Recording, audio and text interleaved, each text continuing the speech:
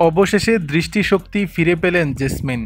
কয়েকদিন আগে কৃত্রিম লেন্স পরে দৃষ্টিশক্তি হারিয়েছিলেন ভারতীয় টেলিভিশন ও চলচ্চিত্র অভিনেত্রী জেসমিন ভাসিন। এখন সুস্থ রয়েছেন বলে জানিয়েছেন অভিনেত্রী নিজেই। টাইমস অফ ইন্ডিয়াকে জেসমিন বলেন, আমি প্রায় সুস্থ হয়ে গিয়েছি। অল্প অস্বস্তি ও ব্যথা হয়। পুরোপুরি সুস্থ হতে কিছুটা সময় প্রয়োজন। আমি চোখের দৃষ্টি ফিরে পেয়েছি। এখন আমি আমার দৈনন্দিন কাজও করতে পারছি। ধন্যবাদ জানাচ্ছি চিকিৎসকদের যারা আমাকে সুস্থ হতে সাহায্য করেছেন।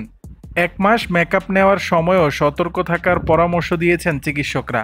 এ তথ্য উল্লেখ করে জেসমিন বলেন, আগামী 1 মাস মেকআপ ও লেন্স ব্যবহারের বিষয়ে সতর্ক থাকতে হবে।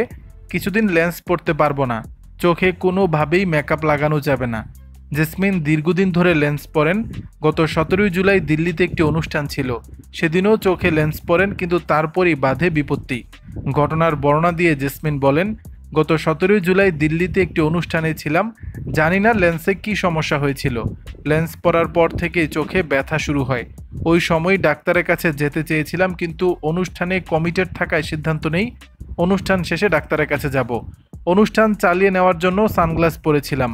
আমার টিম আমাকে সাহায্য করছিল, কিন্তু কিছুক্ষণ পরে আমি আর কিছু দেখতে পাচ্ছিলাম না। পরে রাতেই চক্ষু বিশেষজ্ঞের কাছে যাই, এমনটাই জানিয়েছেন জেসমিন। দর্শক, বিষয়টি নিয়ে আপনাদের মতামত জানাবেন নিচের কমেন্ট বক্সে।